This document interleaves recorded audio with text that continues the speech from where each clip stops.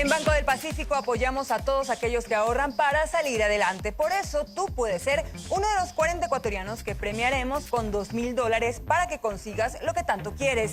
Si no tienes una cuenta aún, ábrela a través de la aplicación Onboard BDP. Y si acumulas $300, podrás ser uno de los ganadores en Banco del Pacífico. El que ahorra lo consigue.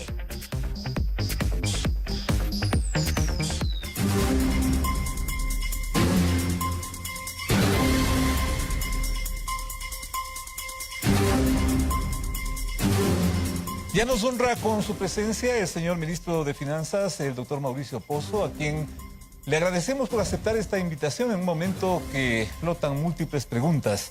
¿Por cuál empezar? Empecemos por lo último, que se refiere a los municipios en el país que están concentrados, sus principales representantes en la ciudad de Quito, por este tema de lo que le adeuda el Estado a ese sector, sin duda importante, de los también llamados GATS. Los municipios hablan de múltiples, de varias cantidades que se les adeuda por parte del gobierno central. ¿Cuánto mismo se les adeuda? ¿Cuánto mismo se les ha pagado? Porque dicen que no se les ha pagado absolutamente nada. Empecemos por allí. Señor ministro, muy buenos días, bienvenido. Buenos días, Félix, gracias por la entrevista. Nosotros el mes de enero terminamos de pagar todas las transferencias en los montos que corresponden a los gobiernos seccionales. ¿De cuánto estamos hablando? Estamos hablando de 2.375 millones, si no me falla la memoria, del año pasado. Y esto significó un cumplimiento con un atraso de 203 al cierre del año, que se pagó durante el mes de enero.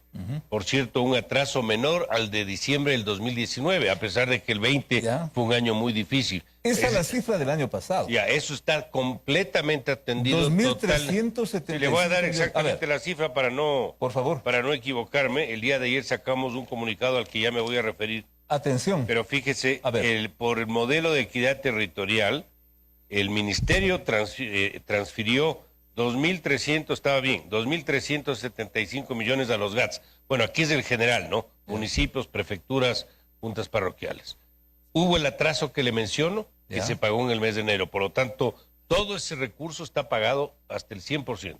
Obviamente que esas transferencias están atadas a lo que dice la ley y el modelo de equidad territorial, que hay una fórmula de aplicación. El problema es este año. El año anterior teníamos atraso, se pagó.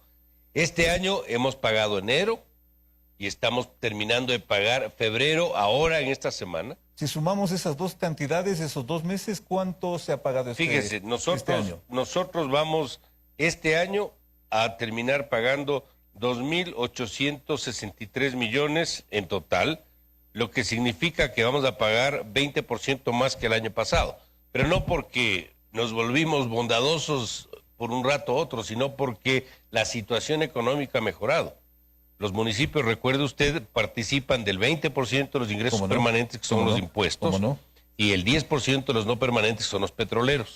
El año pasado cayó el petróleo, cayó la recaudación. Ahora estamos mejorando y por lo tanto el pastel que se redujo se hace un poquito más grande y ellos participan de parte de ese pastel. Una aclaración que sin duda también es importante, señor ministro. Los municipios, los alcaldes, manifiestan que si bien se les ha destinado ciertas cantidades, esos dineros finalmente o inmediatamente, casi automáticamente son consumidos por impuestos, por el IES, por cosas que están pendientes. Entonces dicen, es plata que vemos pasar y seguimos en las mismas. Bueno, nosotros estamos haciendo lo que la ley nos entrega y nos faculta. Hay gobiernos más eficientes que otros, sin duda alguna. Hay gobiernos seccionales que generan sus propias rentas por autogestión. Pero un poco lo que le quiero transmitir es que este comunicado que sacamos el día de ayer en la noche... ¿Que se resume? Se resume en que nosotros vamos a dejar totalmente pagado y en cero obligaciones y atrasos con todos los GATS a la finalización del mes de abril. En el mes de mayo ya obviamente nos estamos retirando. Totalmente pagado. Así es.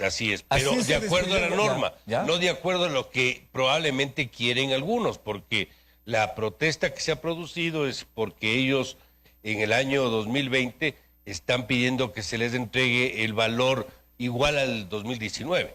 lo cual es imposible. Es como que no pasó nada en el Ecuador ni en el mundo, De acuerdo. como que no hubo pandemia. Ya. Y no podemos hacerlo tampoco, porque en derecho público se hace lo que está escrito. Inclusive si yo tuviera la plata y les entrego más plata, estaría yo infringiendo la norma legal, en cuyo caso sería esto facultad o una figura de peculado y termino yo preso por entregar más plata de la que tengo que Qué entregar. interesante. Entonces eso no se puede hacer. Así es. Otra cosa es cambiar la ley. Así Eso es. sí se puede hacer, o cambiar la fórmula, donde nosotros les hemos dicho, les acompañamos a eso. Ya. Hagamos el trabajo, les doy mis técnicos para que hagamos ese trabajo, para que ustedes tengan una fórmula de aplicación que consideren más justa o más equitativa. Ese es otro tema. Qué interesante. Pero estamos La presencia, cumpliendo ¿cómo con no? todo lo que nos comprometimos y vamos a dejar en cero todos los atrasos y vamos a entregar todo lo que está por cumplirse hasta el mes de abril de este año. Qué Así que- importantes anuncios que nos está haciendo el señor ministro de Finanzas aquí en RTU Noticias al amanecer. Bueno, y tenemos más inquietudes para usted, señor ministro. Muchísimas gracias por acompañarnos en esta fría mañana. Yo tengo una duda y seguramente en casa tienen la misma inquietud. Los números no cuadran. Usted nos acaba de decir que han pagado 2.300 millones de dólares a los municipios, GATS, etcétera. Pero el día de ayer el presidente de la AME nos decía aquí en el estudio que hay una deuda que viene muchos años atrás de 1.053 millones de dólares que no se ha cancelado durante muchísimo tiempo y que por eso están protestando y por eso en estos momentos se mantienen en una vigilia permanente. Los números no cuadran. ¿A qué corresponden los 2.300 millones que usted nos indica que se ha cancelado y a qué corresponde esos 1.053 que los municipios dicen que les adeudan? A ver, le voy a decir cómo cuadran los números. El valor que se adeuda por concepto, por ejemplo, devoluciones de IVA, participaciones en los proyectos de FINGAD, etcétera, es más o menos 300 millones, que es lo que se está entregando. La diferencia entre 300 y los 1.000 millones que usted hace referencia es porque ellos asumen el mismo valor del año 2019.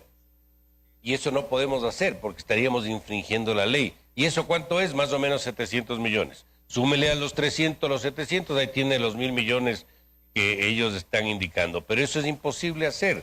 Ahora, podemos cambiar, como insisto, la norma, la ley. Pero este momento tenemos que cumplir lo que está en lo que se llama el modelo de equidad territorial. No podemos hacer sino lo que está ahí establecido. Y ahora algo que tampoco se entiende es por qué continúa esta protesta si usted nos dice que han pagado, que están al día, que incluso van a pagar todo lo que les corresponde en este año. ¿Por qué entonces la protesta de los alcaldes? Bueno, yo creo que aquí hay un problema, uno de entendimiento, otro de no aceptación, a pesar de que ahí muchos están afectados, sin duda alguna, eso yo no discuto. Y en los casos particulares donde ha habido una afectación más grande, nosotros hemos ayudado con adelantando la entrega de IVA, devoluciones de IVA, o reestructurando deudas con el Banco del Estado para darles más liquidez, y eso seguimos haciendo, sobre una base de caso por caso. Pero sí es un tema que va a necesitar un replanteo hacia adelante, pero hasta el momento hemos cumplido con lo que nosotros debimos cumplir y estamos comprometiéndonos a cerrar todo hasta el cierre de abril próximo. Estimado Mauricio, muchísimas gracias por acompañarnos esta mañana. Qué importante su presencia. Y como lo anunciamos ayer, tenemos preguntas de algunos ciudadanos. Rodrigo Negrete nos hace la primera pregunta y nos dice, la llamada Ley para Defensa de la Dolarización ya ha sido rechazada por la Asamblea 3 veces, en el 2019 y 2 veces en el 2020. ¿Por qué seguir insistiendo si claramente se ve que no hay los votos de la Asamblea Nacional y ya hay un candado para que el Banco Central no preste al Ministerio de Finanzas? Esa es la primera pregunta. ¿Quiere que le vaya con la segunda o vamos despacito? Vamos evacuando, si le parece, Perfecto, una por una. perfecto. Cambiamos de tema ahora. Exacto. Efectivamente, por distintos cuerpos legales se ha abordado el tema de la defensa de la dolarización y del Banco Central como institución autónoma. Pero son cuerpos legales distintos. Por decirle, la ley de crecimiento económico que se llamó en su momento fue rechazada, entre otras razones, porque era un cuerpo legal de 400 y pico de artículos. Eso fue regresado. El que nosotros enviamos hace no mucho, habían algunas deficiencias formales. Nos devolvieron por esa razón. ¿Cómo no? Y ahora el CAL se arroga una facultad que no tiene, que es de interpretar la Constitución. Quien interprete es la Corte Constitucional, no el CAL. Y por eso nos regresa. Pero tenemos una relación cordial, hemos conversado yo con el presidente de la Asamblea, con miembros del CAL, nos hemos reunido y estamos en mesas de trabajo. ¿Para qué? Para hacer ciertos cambios que nos permitan darle una luz al final del túnel desde el punto de vista político. Ingrese la ley y sea tratada. Esta no es una ley del gobierno. Esto es una ley que necesita el Ecuador. Lo promueve obviamente el gobierno, pero lo que tenemos que pensar es que esto va a favorecer a cualquier presidente que esté en funciones Además, hacia adelante. ¿es una ley convenida con el Fondo Monetario? Es parte del programa con el fondo, sí, pero inclusive si no habría fondo, el Ecuador igual necesita esta ley. Ajá. La dolarización tiene 3 patas, es una mesa con 3 patas. La plata que está en los bolsillos de las personas, La una. los dólares, que se cuida por sí solo o lo que esté en la casa. Los recursos que están en el sistema financiero, bancos, cooperativas, que tiene su propia normativa y regulación. Y la otra es la plata que está en el Banco Central. ¿Cómo hago yo para precautelar esa plata para que no repitan lo que ya hicieron? Tomarse esos recursos, prestarle al gobierno y que gaste en lo que quiera gastar, hasta terminó mucho en actos de corrupción. Esos fueron 8.000 millones. Ese descalce ahora son 6.500 millones. Hay que ir completando las obligaciones del Banco Central con las reservas. Ahora tenemos la diferencia que cito. Mientras eso no se llene, no habrá forma alguna de que se le pueda prestar al gobierno. Entonces es lo que se le está dando. Es verdad que la ley actual ya prevé esto, pero esa ley no prevé, por ejemplo, el establecimiento de los 4 balances, que es una forma de transparencia donde todo el mundo va a saber que cada dólar que está ahí tiene respaldos. Lo que se creó, Félix, fue una suerte de ecuadólares en el Ecuador, porque esos dólares que se entregaron no tenían respaldo en reservas. De acuerdo. Claro que fueron 6.500 millones ahora en el descalce sobre una masa monetaria de 55.000 millones. Pero si esto usted deja abierto, ¿qué es lo que va a pasar? El día de mañana, si usted compra un helado, le van a decir, usted me pague en billete dólar con el billete verde, esto vale $1. Pero si usted me quiere pagar con transacción electrónica del central, esto vale $1.50. Dios mío. Ese momento mete un tipo de cambio y es el inicio del fin de la dolarización. Bueno, eso es lo que estamos buscando precautelar, cuidar la plata de la gente. Eso no es plata ni de los banqueros ni del gobierno, es de la gente. Afiliados de la Seguridad Social, personas que tienen sus ahorros en el sistema financiero, cooperativas, bancos, a través de encaje en el central, plata de los gobiernos seccionales, es lo que pretendemos cuidar. Por eso es inaudito que a ratos no se entienda la importancia de una ley de esta naturaleza. Mauricio, y a propósito de ese tema, la siguiente pregunta de Andrés Espinosa. Actualmente todos los bancos como las cooperativas están líquidos, hay recursos en el sistema. ¿Por qué no prestan? ¿Por qué siguen poniendo trabas al crédito? ¿Por qué no se sensibilizan con la realidad nacional? ¿Tienen ustedes algo ahí dentro del proyecto como para impulsar el desarrollo? Nosotros estamos anunciando probablemente en una semana más algunos cambios, yo diría bastantes cambios, al proyecto de Reactívate Ecuador, que tuvo mucho tropiezo y que no funcionó como debía funcionar. Correcto, justamente eso tenía que ver la pregunta, porque decían, bueno, la banca pública debería ser un actor importante. Se habló de dar créditos de 1.000 millones por parte del Banco del Pacífico y no llegaron a ser ni 100 millones los que se prestaron. Es decir, aparentemente se gastó más en la campaña que en el préstamo y en el crédito que debía otorgarse. Y esto sí es urgente. El Reactívate Ecuador va a operar con todo el sistema financiero. Ok. Cooperativas y bancos. Ahí se les va a dar cierto tipo de apoyo por parte del Estado por financiamiento de afuera para que la tasa de interés que ahora es 11 baje a 6 y así por el estilo para los distintos segmentos. Eso va a ayudar en la colocación, eso va a promover la actividad económica. Y aparte, nosotros estamos viendo formas de alimentarle recursos a la banca pública para que también esta preste. La banca pública no entraría en este esquema, pero entraría en el otro esquema.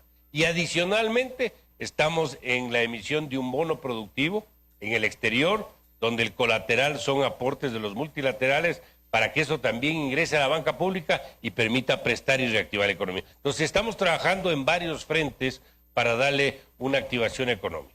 Doctor, $1.000 para 1 millón de familias está ofreciendo un candidato presidencial. $1.000. Primero se dijo que era un regalo y luego se dice que es una suerte de crédito, una especie de aclaración. En cualquier escenario, ¿de dónde puede salir esa plata? ¿Será que ustedes están dejando allí un costal de plata para que eso se financie? ¿Qué señal le da a usted ese tipo de anuncio? Bueno, a mí me preocupa que se piense utilizar recursos que no son propiedad del gobierno. Como expliqué hace un momento, esa plata es de la gente, es de los afiliados a la Seguridad Social, es de los ahorristas en el sistema financiero, es de los gobiernos seccionales. El gobierno central tiene solo una parte pequeña de eso. Pero hay un descalce, como explico, de 6.500. Pero entonces, quien propone si se esto, van a coger ya, $1.000 de ahí, $1.000 millones de ahí, para hacer esta entrega de $1.000 a un millón de familias, eso lo que va a pasar es que esto va a generar una emisión inorgánica de recursos, que es volver a los errores del pasado, es atentar contra la dolarización. Doctor, Entonces eso no se puede ya, hacer. Pero la propuesta es a partir de que se utilizaría un dinero ocioso que el país tiene en el exterior. Tienen que entender todos en el Ecuador que la plata del Banco Central es una plata que tiene propietario, no es que es de nadie o es del Estado, tiene sus propios dueños, llamemos así. Y el Banco Central no es un banco comercial.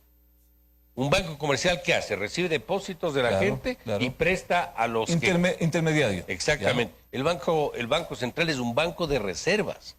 Un banco que tiene que precautelar por constitución la seguridad de los recursos que recibe porque son las reservas internacionales.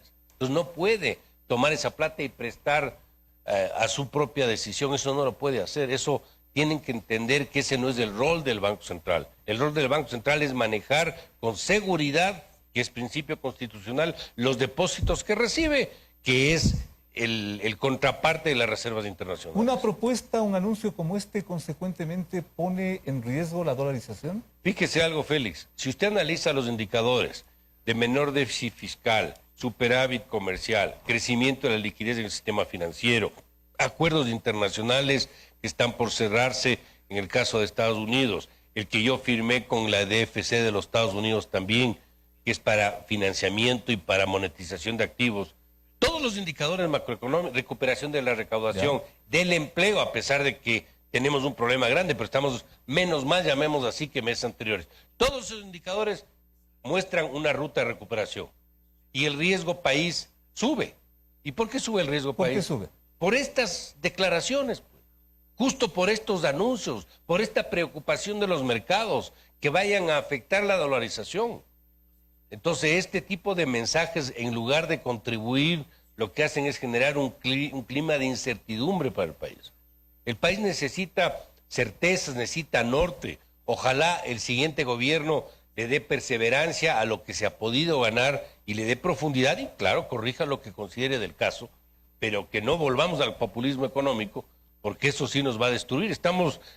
Parte de los problemas que hemos tenido es precisamente por los excesos de una década en el caso del gobierno anterior. ¿Cómo no? Entonces no podemos darnos el lujo de volver a ese tipo de tratamiento. Clarísimo la presencia del señor ministro de Finanzas. Un honor tenerle por acá, doctor. Muchísimas gracias. Cuídese. Muy amable la presencia de él aquí en esta propuesta diaria. Venimos con más en un momento.